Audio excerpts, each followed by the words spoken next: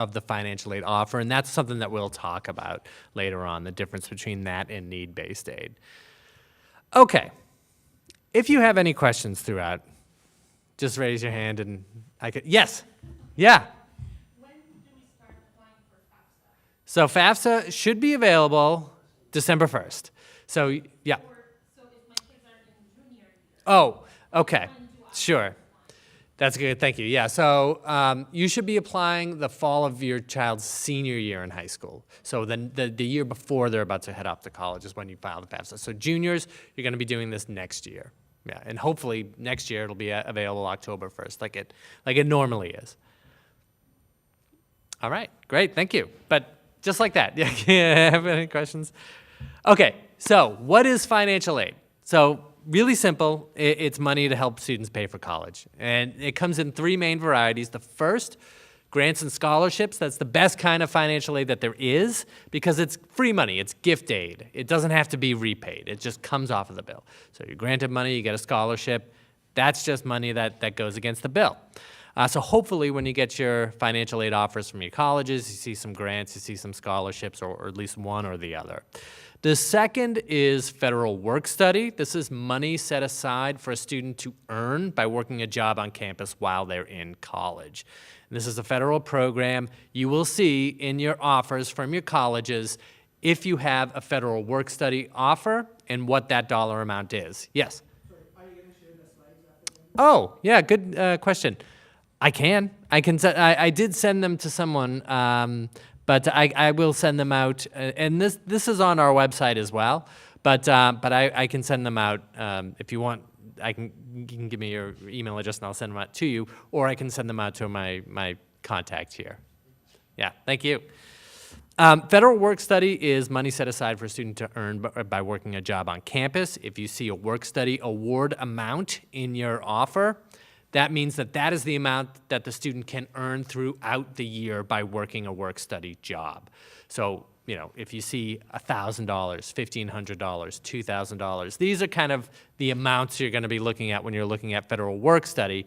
It's up to the student to go find the work study job, work the hours throughout the year, and get paid. If they don't do that, you don't get that work study money. Yes?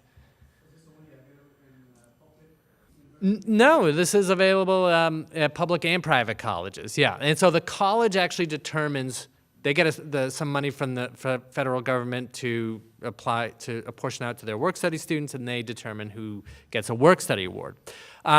So colleges will do this in different ways. So sometimes they'll blast out an email to all their work study students with all their job listings. Sometimes they won't do that. It'll be incumbent upon the student to go and find that work study job.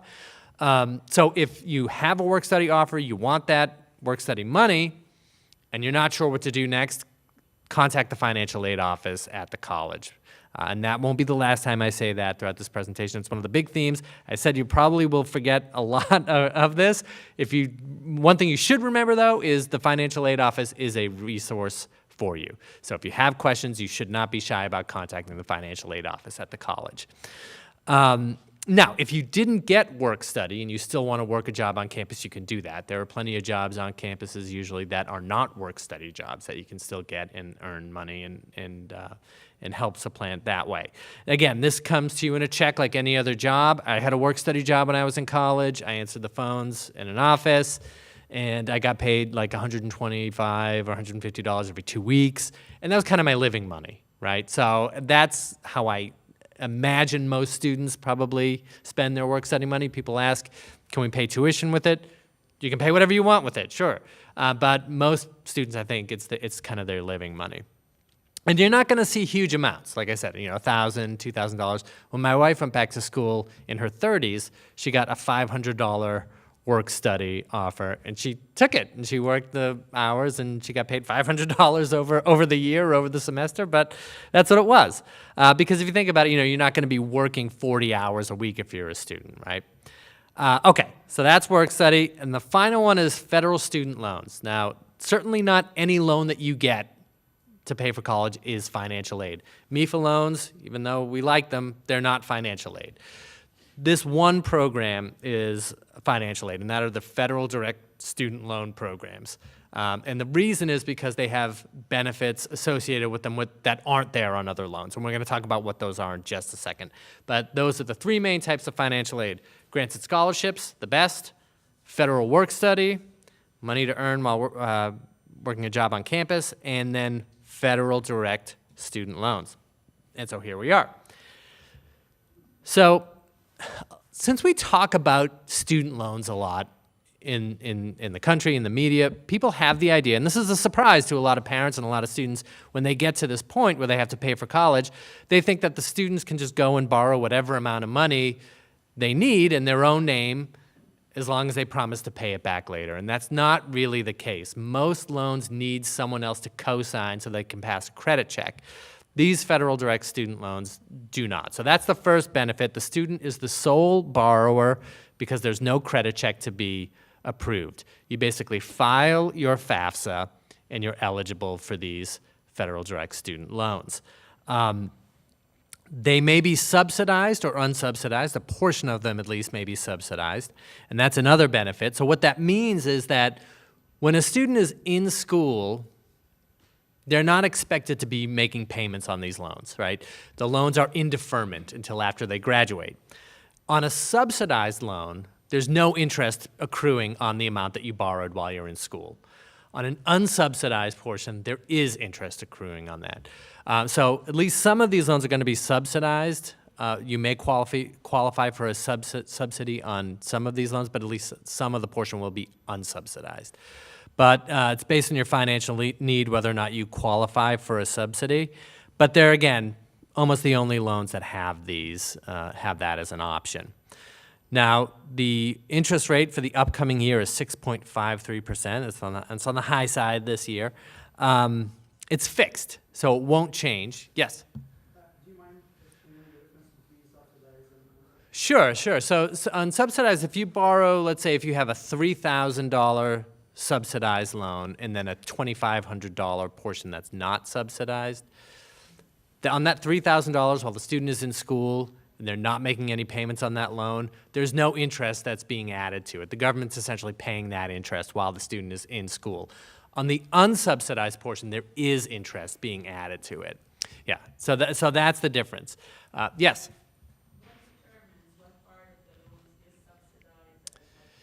Yeah, it's a good question. So what determines whether or not you're eligible for a subsidy is your financial need, basically, as determined by what you put on the FAFSA and your cost of attendance at the college. So that determines whether or not you're qualified for a subsidy. Yes? The qualification to get the loan? Sure. So, oh yes. So actually, it's a good point because you don't need to qualify you don't have to demonstrate need to be approved for these loans. Like, I don't know who, we used to say Bill Gates, I guess I'll say Elon Musk now. Elon Musk's son or daughter could fill out a FAFSA and get $5,500 in a federal direct student loan. You just get it. They wouldn't qualify for a subsidy, but they would be eligible to take those loans out in their own name. The only time, I think there are very narrow times, narrow circumstances, which you wouldn't be approved for a loan, and I think it's if you're in default on one of these loans already. But other than that, there's no credit check, you don't have to demonstrate financial need, you file your FAFSA and you're eligible for these loans. Where the need comes in is the subsidy.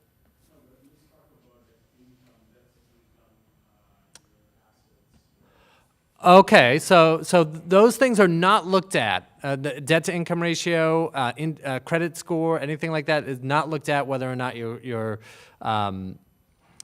qualify for these loans. On private loans, other loans, that would be looked at later on, but that's for later on in the process. Does that? Okay. Okay. Yes.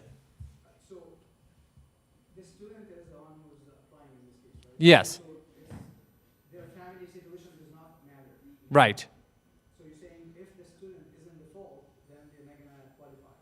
If the student is in default on a federal direct student loan, yeah, unless, and there are certain circumstances where you can actually still qualify if you are rehabilitated. So it's very unlikely that anybody would be denied one of these loans. Yes. No. No, not for these loans. No. In order to determine if it's gonna be subsidized versus not.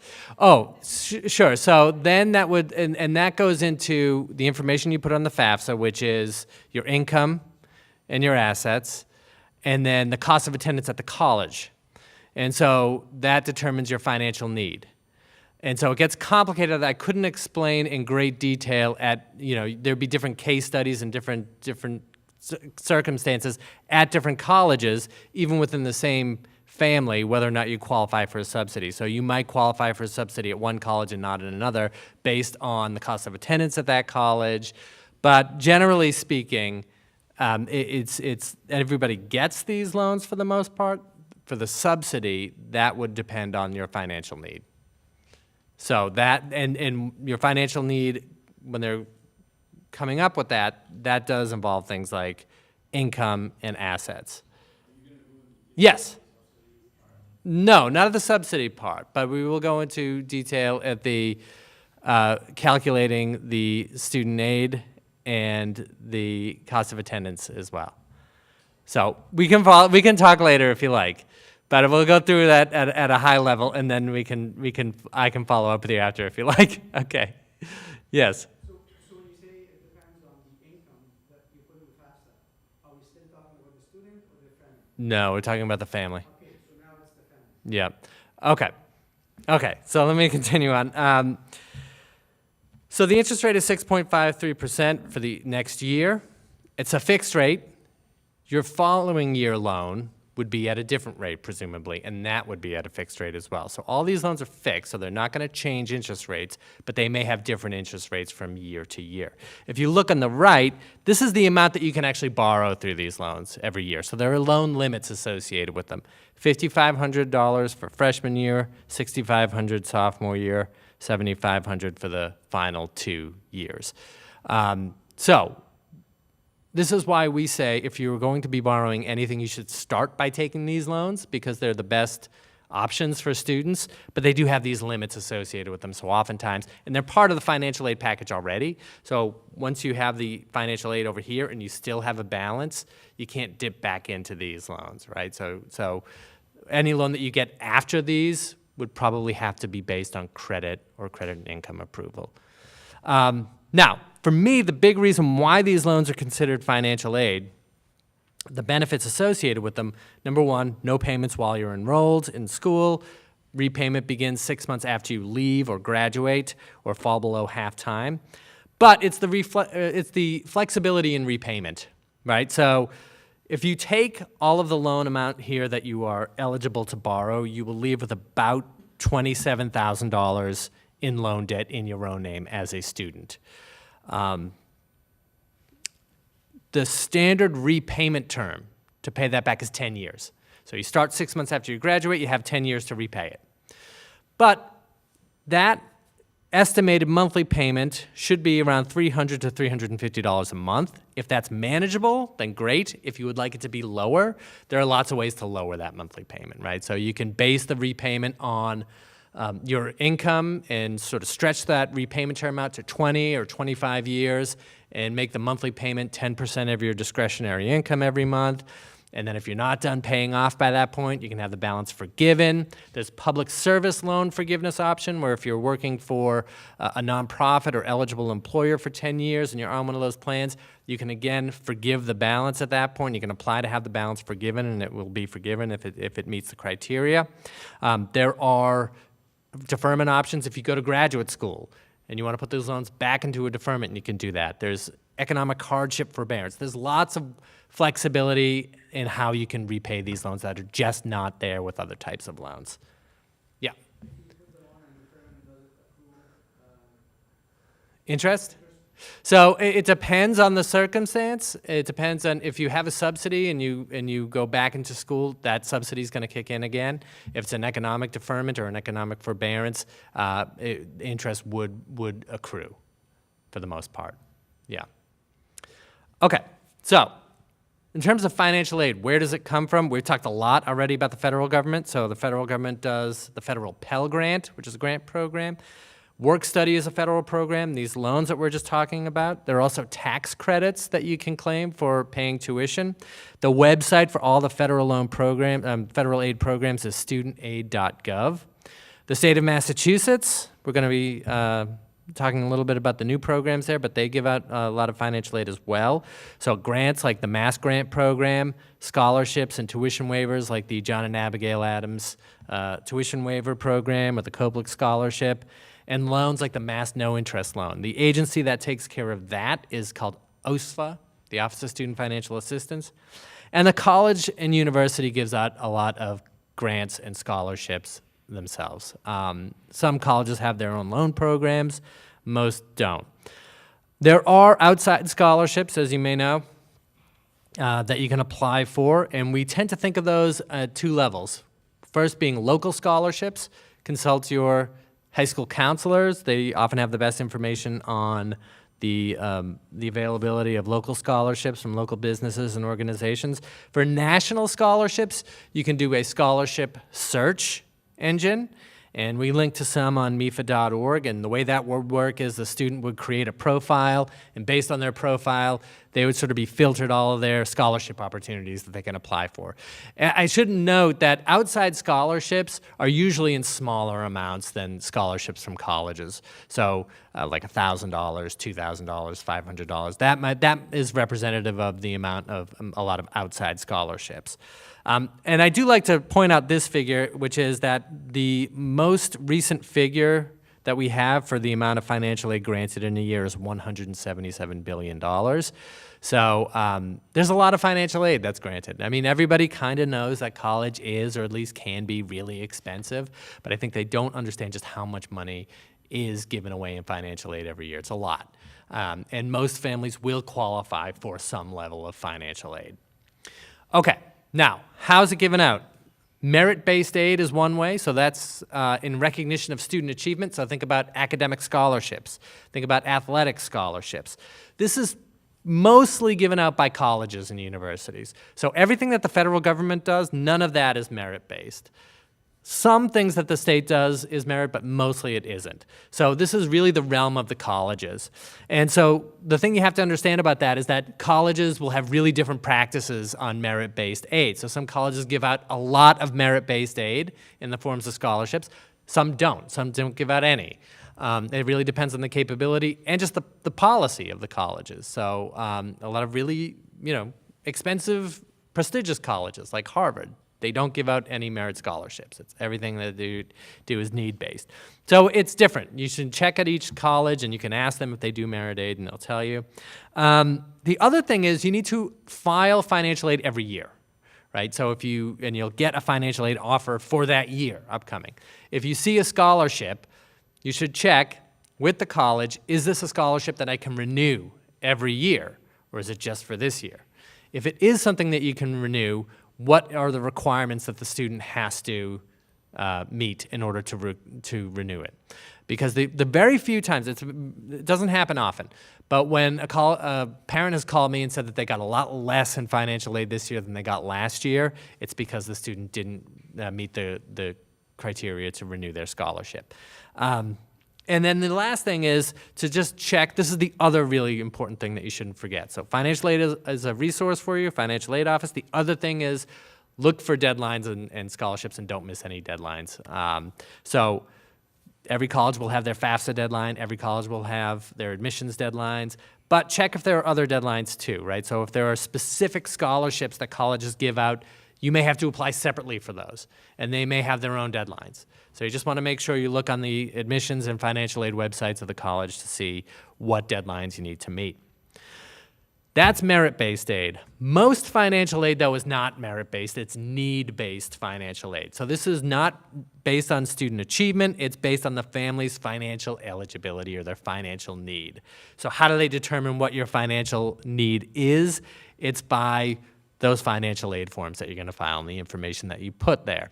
On those forms, that information that you input is going to be going through a formula that is the same formula for every family that files those forms.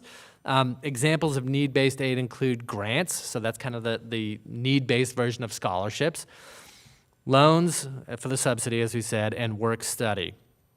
Now, even though this is not based on student achievement, students do have to be making satisfactory academic progress in order to qualify for need-based financial aid. So they need to be making progress through their program.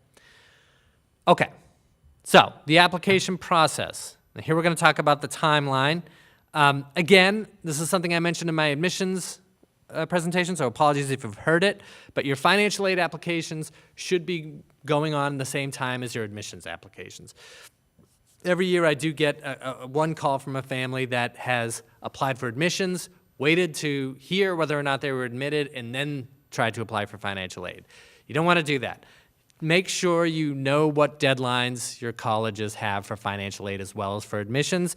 They're probably around the same time, so you're applying for both at the same time. And if you are applying early action or early decision for admission, and you have an earlier admissions due date to get that application in, you probably have an earlier financial aid deadline as well. Not all the time, but usually. If you're applying standard deadline, that is typically February or March, so you have a while to get those in. As I mentioned, the FAFSA is not available until December 1st this year, but colleges may also ask for a different form. Every college that you're applying to should get a FAFSA. They need a FAFSA, so that goes everywhere. In addition to the FAFSA, though, there's another form called the CSS profile that a lot of colleges want. If you're applying to a college that wants the CSS profile, make sure you know, and make sure you know what deadline that is, because that is available now for next year. So you can file that form now. So the FAFSA, finally we get to the FAFSA. The FAFSA is the free application for federal student aid. It is, again, required by all colleges, and you have to complete it every year if you want aid. So if you want federal aid, if you want aid from the state, and oftentimes, most times in fact, the colleges base their financial aid and how much they give you on the information put on the FAFSA. So a lot of colleges is the only form you need to file, and you need to file it everywhere if you want any aid from the federal or state government anyways. So this will become available December 1st, usually October 1st, as we've said. And it concerns contributors. So somebody who needs to put their information on the FAFSA is called a contributor. So a student is a contributor to the FAFSA. So they would start the FAFSA application, and then they would invite their parents to join in completing the FAFSA. And the last person to complete the FAFSA submits it. Once you start a FAFSA, you have 45 days to complete it. If you don't complete it within 45 days, it gets deleted and you have to start again. But you don't have to do it all in one sitting, but you do have to do it within that 45-day window. We do have a webinar called Understanding the FAFSA that you can watch if you'd like. The good news, the bad news about FAFSA simplification is it led to a lot of problems last year. The good news is once you get in it, it actually is very simple, at least from my experience helping people through it. The first thing you need to do and what you can and should do right now is get an FSA ID. This is something that you need to begin filing your FAFSA. It's a username and password that you set up, and it's your, like I said, gateway sort of into the FAFSA and how you complete and sign it as well. So the student needs an FSA ID. So you can go to studentaid.gov/FSA ID, or just go to studentaid.gov and click on Create an Account and start that process. It should only take you a few minutes to set up the username and password. Then you have to submit it. And then what happens is it goes to the Social Security Administration to sort of verify all the information is correct. And that should take about 2 to 4 days. Once that's done, you should get an email saying, congratulations, your FSA ID has been verified. And then you can go and start your FAFSA. So you can do that now before December 1st. This will be tied to you. So it is always going to be your FSA ID. So next year when you do it, you're going to have the same FSA ID. Now, parents also probably need an FSA ID. So it depends, though. Sometimes one parent needs one. Sometimes both parents need an FSA ID. And so what determines that is the parent's marital and tax filing status. So If the parents filed their taxes jointly, like married filing jointly, then only one parent needs an FSA ID. If they filed separately or didn't file, then both parents, each parent needs an FSA ID. That's a little complicated. That's new for the past year or so. But that's how you determine how many parents need one of these FSA IDs. Now, something new this year, you used to have a Social Security number to get an FSA ID. You don't anymore. So people who are not citizens can get an FSA ID and file online, which is great because they could not do that before. Okay, so once you get your FSA IDs, let's say it's December 1st, you start filing the FAFSA. What's actually reported on the FAFSA? So general information like name, date of birth, Social Security number if you have it. Student citizenship status. Students need to be a U.S. citizen or permanent resident in order to be eligible for financial aid from the federal government or from the state government. So they need to be a citizen or permanent resident to file a FAFSA. There are some eligible non-citizen categories. They're pretty narrow, but you can sort of see them as you're going through the FAFSA. Whether or not different types of non-citizens are eligible for state-based financial aid depends on the state. And so this year, Massachusetts, there are new financial aid programs, and some students who are not citizens may be eligible for Massachusetts in-state tuition at public colleges and universities and state aid. And some of that information is on the handout that I brought, and we'll talk about it a little bit later on as well. So that's good news. There's more state-based financial aid. So what else goes in the FAFSA? The colleges where the student's applying. So again, every college that you're applying to should be listed. There are 20 spaces on the FAFSA, so you can list up to 20 colleges. Parent information, so which parents need to put their information on the FAFSA? In the cases of married parents, both parents' information, so their income, their assets go on the FAFSA. All parents who live together, biological parents, whether they're married or not, both of their information goes on the FAFSA. In the cases of divorced or separated parents, the FAFSA is only looking for information from the parent who provided more than half of the student's welfare over the past 12 months. And if that parent has remarried, then their new spouse as well. So I know that gets tricky because a lot of people say, well, how do we determine that? I mean, we're separated, we're divorced, we split it 50-50. They really want you to figure that out. They're not really going to be checking on this. They want you to determine. I mean, the guidance was you could say that I bought an extra cup of coffee over the past year, so that means that I am the parent that needs to file the FAFSA. So if you can't determine who that is, it goes to the parent with the greater income and assets should file. So figure out who that is. Legal guardians are not considered parents. So if you're in a legal guardianship, you don't list parent information and you are an independent student. So you don't have to list any parent information in that case. You want to put the number of folks in the household and the number of children in college, even though that will not be used in the calculation anymore. Anybody? No? Okay. So I keep saying information. So what goes on in the FAFSA? Parents' information, students' information. Essentially, they're looking at two categories, income and assets, right? So parent and student income will be looked at. That's both taxed and untaxed income will be looked at.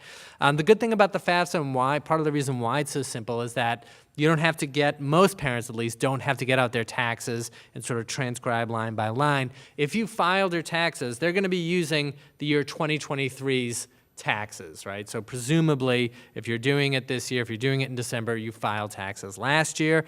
If you did, you should be able to go on and just pull that information directly from the IRS into the FAFSA to populate. So you don't have to sort of, like I said, get the taxes out and sort of look at which line goes where. You have to give consent to do that. In fact, if you don't give consent to do that, you're not going to get any financial aid. So you need to give consent for the form to actually do that. So again, they're going to look at both student and parent tax and untaxed income, and both parent and student assets as well. So what do they look at for assets? Well, starting off with what they don't look at, yes. They don't check the past 2 years, they check income from the prior year. Only 1 year, yes. So if you're doing it this year, they're gonna be looking at what you filed for the 2023 year. And so if things have changed since now and then, and your income is lower, and they're basing it on a higher income, that's something you definitely want to talk to the financial aid office about, because they can use something called professional judgment and amend that if you're able to document that. Thank you. Okay, so for assets, what they do not look at, when they are not looking at as something that you should be able to use to pay for college, they're not looking at the value of your retirement. They're not looking at the value of your primary home. So you own the home that you live in, they're not looking at that. What they will look at are things like second property, if you have second property. They will look at the balance of checking and savings in your accounts the day you file the FAFSA. They'll ask you to list that. They will ask for any other sort of assets like mutual funds or 529s, which are college savings accounts, CDs, anything like that. And the value of business or farm. They will ask you to list that as well. Child support received is also considered an asset. Oh, and they don't include life insurance either. So debt is not reported on the FAFSA anywhere. So they're asking about what you have coming in and what you have, not what you owe. The one exception of that being is any debt that you have on assets. So if you have a second property that's worth $500,000, but you owe $200,000 on it, then that asset will be $300,000. Yes, yeah, you can deduct that debt from the total value. Yes. 529s, yep. So, yeah. Yeah, no, that's great. So 529s are actually the Massachusetts 529 is a MIFA program. It's called the U Fund. But essentially they are investment vehicles that are designed to be used for education. So you put money in, it's invested in the market, it grows, hopefully, it grows without taxes. When you use it, as long as you use it for a qualified educational expense, you don't pay any taxes on the earnings. Qualified educational expenses are things like tuition fees, room and board, books, supplies, and equipment. 529s are listed as, if the parent owns it, are listed as a parent asset. But as a change this year, if you had 3 kids and you had 3 529s and your oldest was going to college, you had to list all 3 529s on the FAFSA for that one student. You don't have to do that anymore. You only have to list the 529 of the student that you have. But they go as a parent asset. And what I'll say about that is that people get nervous about assets and they don't want colleges to see their assets and know what they have. They kind of want to move them around so it looks like they don't have them. All of which is fine. But the thing is in the calculation, assets get counted really small. They don't have much weight.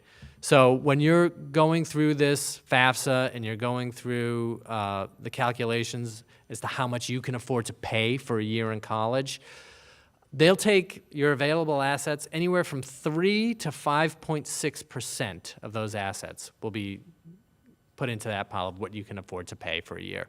Whereas income, it's anywhere from 0 to 47% of your adjusted gross income from that year. So income is much more heavily weighted than assets. Okay.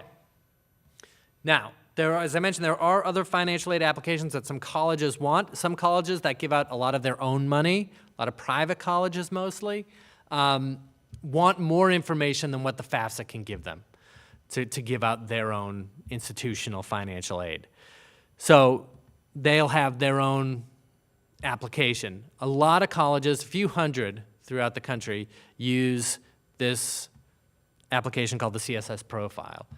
CSS Profile, the first difference with the FAFSA, it is not a free form. So it costs $25 to send a profile to your first school and then $16 to each additional school.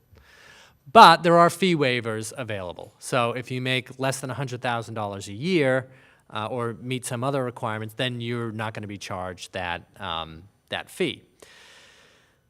This one is available now, as I said. It does become available every October 1st, and this one is not delayed. So if you have colleges that you're applying to that want a CSS profile, you can file that CSS profile. The other big difference between this and the FAFSA, they'll ask for a lot more information than the FAFSA wants. So it's a longer form. They'll ask for more information. They probably will ask you to list the value of your retirement. They probably will ask you to list the value of your primary residence. Yes? Will the grants be larger in sums?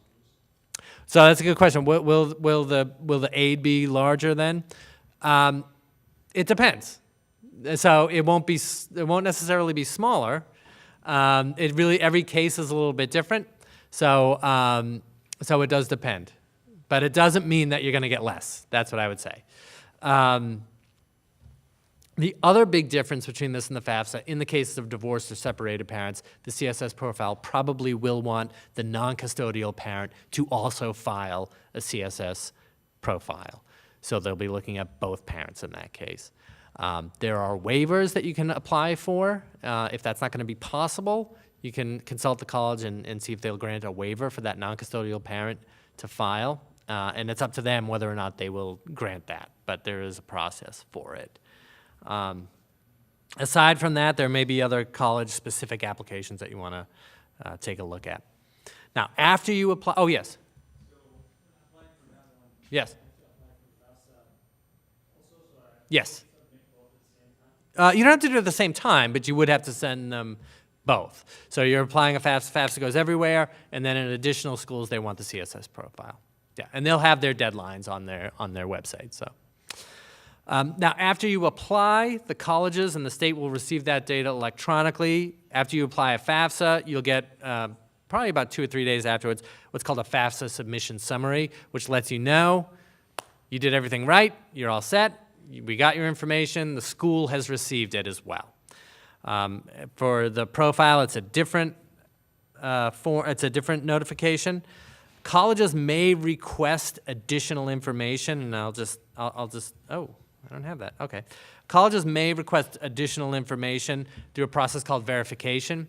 And so they'll be pretty explicit as to what they want from you. And basically this is, they need you to follow up with some more information. This doesn't necessarily mean that you did anything wrong. Sometimes there is a question that they have based on the financial aid form, or maybe based on both financial aid forms. Maybe they don't agree. Sometimes it's just random. Like colleges might select a certain percentage of students to be randomly verified, and you have to go and get them a tax transcript, or you have to get them something like a statement of accounts, or something from the Social Security Administration, or fill out this verification worksheet. Whatever it is, just make sure you do it, because they won't be able to finalize their financial aid offer until they have that resolved. So you just won't have it. So you make sure that you're looking at emails, that you're reading mail. If there's a portal that you're communicating with the colleges on, make sure you're checking that portal, because you don't want to be late. And again, contact the financial aid office with any questions. So definitely let the financial aid office know if circumstances change after you file your financial aid. So if there's a job loss, or if there's an unexpected expense that comes up and things are different now, make sure the financial aid office knows that. If there's something on the application that looks a certain way, but it doesn't really, paint the full picture.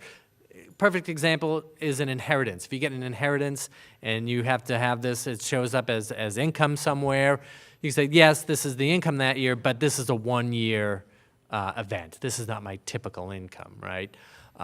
If there's an asset that you have to claim, but you can't get at it, like in a trust or something, make sure they know that. If there are expenses that don't show up, like medical expenses, or if you're helping to take care of relatives, make sure the colleges know that, the financial aid offices know that. Because, again, they can make adjustments to the financial aid based on what you tell them. And that's up to the colleges whether or not they will do it individually, but they do. They do that every year for families. So make sure that they have that information. And you can appeal financial aid offers as well. So if you have a financial aid offer and you want more, you can appeal to the college for more. That's a little later on in the process, probably in the spring, but every year we do a webinar with directors of financial aid at different colleges about appeals and how you can appeal and what is effective or what may not be effective for an appeal. Okay, now how financial aid decisions are made. At this point now, we got to think of two numbers. The first one is this number, the cost of attendance. This is what it is going to cost to go to this college for a year, and that's everything included. That's not just tuition and fees, food and housing if you're living on campus. These things are called billed or direct expenses. They show up on a bill, we know exactly what they're going to be. But there's also another class of expenses which don't show up on a bill. They don't have an exact figure, but it's something that you're going to have to pay throughout the year. So books and supplies, transportation to and from college, living expenses while you're a student. These things are all included in what's called the cost of attendance, and colleges will have their cost of attendance estimated on their website. Every college is going to have a different cost of attendance. And different students will, of course, have different costs of attendance based on different factors. You know, students who are living on campus are not going to have the same cost as those who are commuting to school. So all that information should be listed there. So let's think about that, cost of attendance, put that over to one side. The other number is the student aid index. Now, this used to be called the expected family contribution, which I think is much more self-explanatory. But this is the calculated number that the formula of the FAFSA or the profile feels that you have the ability to absorb for a year of college. So they've taken your family size into account, your income, your assets. They said, based on all that, the formula calculates this is the amount that you can pay for college for a year. It will be too high, okay? In just about every case, it will be higher than you want it to be. But there is, they don't feel that this is a number that you can just pay out of pocket, but this is the amount that you are responsible for as a family. You can go to a student aid index calculator, an SAI calculator on MIFA.org. It should take you 5 minutes, and they'll put your information through the formula and actually give you your federal SAI or your institutional through the profile SAI or both. And that's the formula. So you can do that. That isn't, whatever number comes out there is not necessarily the number that you are going to be paying for college. It is, unfortunately, more of a floor than a ceiling. So let me explain a little bit more. It takes a place here in the financial aid formula, and that the financial aid formula is just cost of attendance at a school minus what you're expected to pay. Whatever's left over is your financial aid eligibility. So that means that, well, let me go through an example here. We have a cost of college of $45,000 here and a student aid index of 5,000. So based on the FAFSA, they think we can pay $5,000 this year for school. College costs $45,000, so $45,000 minus $5,000 equals $40,000, right? So that means we are eligible for $40,000 in need-based financial aid. But it doesn't necessarily mean that we're going to get $40,000 in need-based financial aid. That's how much we're eligible for. So we've got this barrel now that's $40,000 deep. In it, we put the grants and scholarships, $27,500. Our student loans, remember, for federal direct student loans, our freshman year loan limit is $5,500, so we get our $5,500 there. We have work study at $2,000. Then we have unmet need at $5,000. So even though our student aid index is $5,000, and they think we can pay $5,000, what we're actually responsible for here is $5,000 and then the $5,000 of unmet need, so $10,000. So this is because we have a gap in our eligibility. Now sometimes, this isn't always the way, some colleges make it a policy to meet your full need. There's a fair amount of them, but it's more likely, unfortunately, that you won't have your full need met. Yes? So you end up paying the SAI plus the unmet need? Yes. Yep. So it's going to be different, you know, for different schools and different circumstances. Some colleges, as I said, have a policy of meeting full need, and even if they don't, you might get your full need met. Even if you don't get your full need met, you still might get a lot of financial aid. So, but that's something you should know, that it is more likely that there will be some gap in your eligibility than not. Okay, so one way you can try to figure this out, I told you can do an SAI calculator to find out what your student aid index is, but how do you know what aid you're gonna get at the college? Well, each college is required to have on their site a net price calculator that should help you determine that. It's not set in stone, it's an estimate, but it functions the same way. You should take a few minutes, put in your income, put in your assets, your family size, all that information, and it should come out with a sample financial aid offer from that college. So based on the information you've given us, this is what you would qualify at this college, and this would be your resulting balance left. So it's been about, I don't know, 10 or 15 years or so since every college was sort of mandated to have this on their site. I think that they're pretty good. They're not all the same. Some might be more detailed than others. Some might be more bare bones than others. Some colleges, if they do merit aid, they might ask you to put GPA or test scores or something on there. Some won't. But overall, I think they're a pretty good tool to use to get a sense of what your financial aid offer at a particular college might look like. Especially if you're getting close enough where you're looking at colleges, go to that net price calculator, put that information in, and see what you get back. Again, it's an estimate. It's not set in stone. It's only as accurate as the information that you put into it in the first place. But again, it's a good idea to just to do it to get some idea. Now, when you get your offers, even though you might have the same eligibility at every school, doesn't mean you're going to get the same aid at every school. And we see that here at College A, B, and C, where you have the same eligibility of $40,000. College A, you're fully funded. There's zero unmet needs, so that means you're going to pay $5,000 for college this year. College B, you've got $7,000 of unmet need. Adding that to the 5 makes it $12,000. And then College C, you've got $15,000 of unmet need, meaning you're going to pay $20,000. And you can see where that is right here at the grants and scholarship level. Everything else is the same. And even if it does look like you have the same offer at different colleges, that can be deceiving too. We actually do a campaign at in the spring where we have people bring their offers so we can help compare their offers. Because it's confusing looking at one financial aid offer, but if you've got 7 or 8 or 10, it can be really confusing because sometimes the same pieces of aid are called different things at different colleges. Sometimes, you know, the layout is different. Everything might be different from college to college. But if you scan to the bottom here, it looks like we've got the same offer because we get $5,000 of unmet need at each school. But if you look at the top line here, you've got grants and scholarships, $27,500 at College A, $10,000 less than that at College B, and then nothing at all at College C.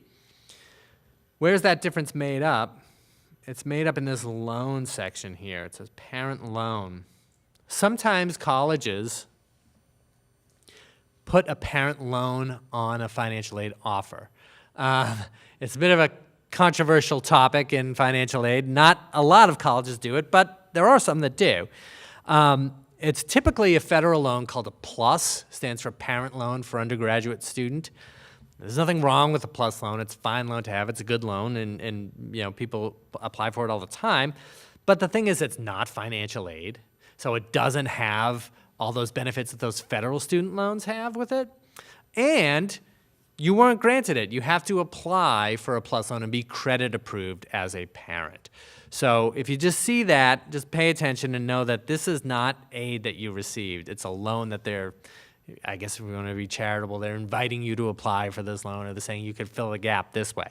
So you just want to be careful about that. Now, paying for college, when you get to this point, let's say you've got your financial aid offer there, you've got a $20,000 remaining balance, which is not atypical these days, right? So since MEFA is a lender, I know that you can borrow that full $20,000, and just a really, really rough estimate, for a monthly payment on a $20,000 loan, it would be about $200 a month, right, to repay that. But, what's that? Yes? For 10 years, 10 or 15 years. That depends on the lender and what they're offering. But yeah, the most common repayment terms are 10 or 15 years. Even though you may not be able to pay the full $20,000 out of pocket, it is worth it to pay what you can before you start to borrow, right? So you've got your financial aid. Once that's happened, there's only three avenues that you can go down. There's past income, present income, or future income. So past income means any savings that you might have. So in this example here, we've got $4,000 of parent savings and $1,000 of student savings. Maybe that's from a summer job, right? So if we're paying that, that brings us down to $15,000.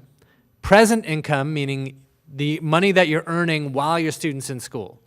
And so I don't think I know anybody who can pay that full amount of a year of college after all their other bills are paid from what they're earning.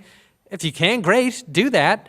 But even if you can't, it is worth it to pay, again, what you can. So colleges often will partner with a third party, an outside provider, to offer a monthly payment plan. And for a small fee, anywhere from $20 to $100 maybe, you can sign up for this. And then decide how much you can pay on a monthly basis, and every dollar of that will go against tuition, right? So let's say in this example here, it's $500 a month over 10 months. That's $5,000 that you're paying right off the bill, $5,000 that you're not borrowing, not paying interest on over 10 or 15 years. Because once all of that is taken into account, the only thing left is borrowing, right? Now, we know people borrow. And borrowing in and of itself is not necessarily a problem, but it's a big story these days, as it should be. There's a lot of people who borrowed a lot of money that they cannot comfortably afford to pay back, right? And so you don't want that to happen. Borrowing $10,000, it's still a $10,000 loan. It's not small, but just go through. This is year one, right? If your freshman year loan is $200 to repay a monthly payment if you're borrowing $20,000. Well, over 4 years, that's going to be $800 to $1,000 a month versus $100, which would be $400 to $500 a month. That's going to be a really big difference, especially when you consider that students have their own loans in their own name through the federal government already. To get a private loan for $10,000 or $20,000, they're going to need a co-applicant. Right? And co-applicants typically are parents. They don't have to be. But I've spoken to many parents over the years, lenders, borrowers of our loans, MIFA loans, who said, I know I'm on the loan, but it's not really my loan. It's really his loan, or it's really her loan. If you're on the loan as a co-applicant, that is your loan too, and you're equally responsible to repay. So if somebody's not making payments, that's going to affect your credit. These monthly payments are going to mean a lot to you as a parent. So, paying $400 versus $800 or $500 versus $1,000 is a big decision for you. So this leads us to our important kitchen table conversations. So when you're trying to figure this all out, and you're having these hard conversations or scary conversations about cost and what we can afford, these are the things that you want to think about. First of all, what's each school's net price? Not their sticker price, not their before financial aid price, but what is it going to cost you as a family? Would starting at a community college save significant money? There's no circumstance I can think of where it would not. That's a determination that you can make if you want to do that, but it certainly would. Consider the number of children you're going to be sending to college, right? So this isn't just perhaps one child that you're sending to college. There's often other kids. Think in terms of total enrollment. So not just 1 year, the year ahead of you. I've, again, spoken to many parents over the years who stretch every dollar. They can just make it for that first year. It's okay, well, what are you going to do about the next year? And they always say that I'll worry about next year when next year comes. But next year is going to come. So if you have to make a cost decision as to what school to go to, you probably want to do that in the beginning rather than the middle or end, right? It's where you finish. You can start at a less expensive school and transfer in and get your diploma from the school that you can afford to go to 2 years with. And then also, is the student considering graduate school? So something you want to think about for sure. Okay, paying for college in Massachusetts, new financial aid programs from the state of Massachusetts. First of all, there's a new Massachusetts aid portal that you can create an account for and go through and monitor your Massachusetts financial aid. There is a new tuition equity law, which is what I mentioned earlier. There were some undocumented students, and not just undocumented students, but immigrant students can receive Massachusetts state in-state tuition and Massachusetts state aid to go to public colleges in Massachusetts.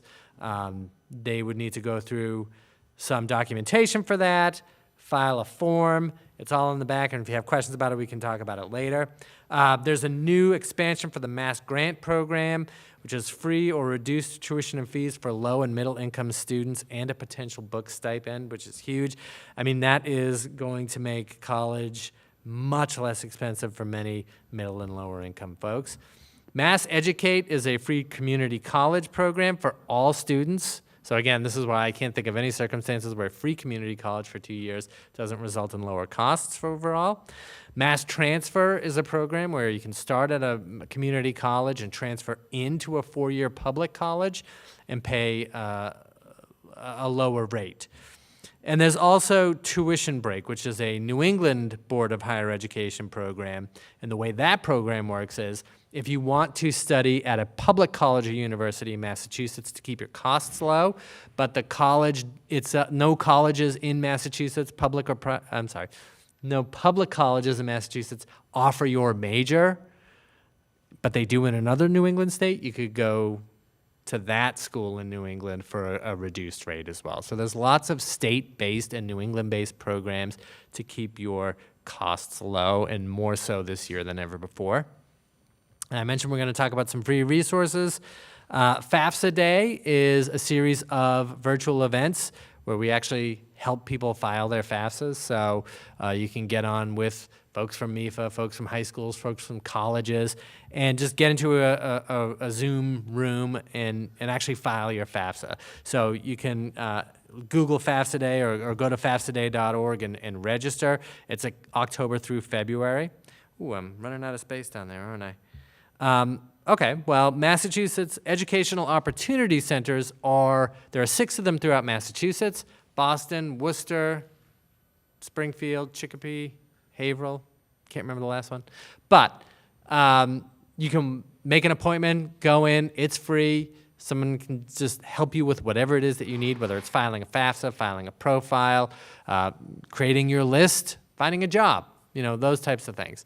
So they are a fantastic resource. So staying on track, how many are juniors here, by the way? Juniors? How many seniors? Okay. So staying on track through your junior and senior year, you can visit mifa.org and sign up for our emails, and we'll be reminding you what to do. I don't want to go through this whole slide here with you, but juniors, you can be looking at your SATs and taking or retaking your SATs or ACTs, and searching colleges. For seniors, getting those applications in and researching your deadlines and prepping your financial aid applications as well. Now, deposit day is May 1st, so you have until then to put a deposit down at a college. So the way this works is you're going to be filing your forms for both admissions and financial aid in the winter, and you're going to be notified, well, if you're applying early, probably by Christmas. If your standard deadline application, probably being notified in the early spring whether or not you've been admitted, and getting your financial aid offers from your colleges as well. And then you have until about May 1st to make that decision and put that deposit down. What you can do now, if you haven't done so, is to get an FSA ID for the student and the appropriate parents. Research deadlines and required applications, as I said. Register for other webinars and sign up for our emails or reference our timeline for college admissions and financial aid. So again, whatever way is convenient for you, we're a resource for you to help you out, that is. And this is our social media information here. So we're posting scholarships a lot, scholarship opportunities on our social media, as well as our videos and posts and podcasts. Any questions that you have, I'm here. We can chat. And I'm here, we're here at MIFA all the time. So please get in touch with us with any questions. Yes? Yes? So you mentioned that they take into consideration the assets and the income and what we have.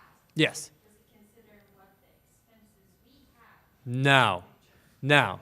And that's a good question. So that's why I stress that, is that they're only asking about what you have and what's coming in, right? So you have to let them know the expenses at the college level.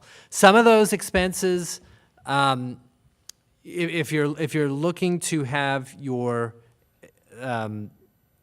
eligibility increased for aid, some of those expenses go further with the college than others. So,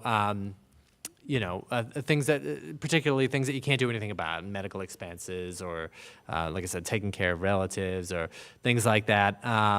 But it can't hurt to let them know of expenses. It will be up to the college to determine whether or not they're going to increase your aid eligibility because of those.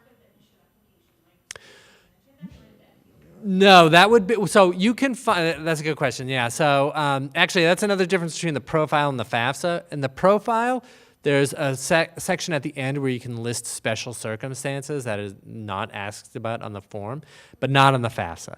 So you have to reach out to the financial aid office. You can do that at any point. So you can file your FAFSA and then reach out that same day and let them know. You can wait till I wouldn't wait really, but yeah, you can let them know at any point. I think they're going to be busy this year too, especially since it's a truncated timeline, yeah. But anyone else? Yes? I did apply for FAFSA for myself almost 10 years ago. Oh, okay. I do remember they said something like a PIN number. Yes. I have to get. Is different from the FSA ID number that you just mentioned? Yes. That you said both parents need to get? Yes, yeah, thank you. If I'm going to apply, would they require me to get that previous PIN number or get that PIN and even remember it? That's a good question. Yeah, no, you remember the PIN. No, the PIN's gone. So yeah, I remember the PIN too, but no, FSA ID is new. So you're gonna need to get an FSA ID. PIN's gone, yeah, but thank you. Anything else? All right, well, I'll be standing off to the side. Thank you. Yep. Nice to see you again.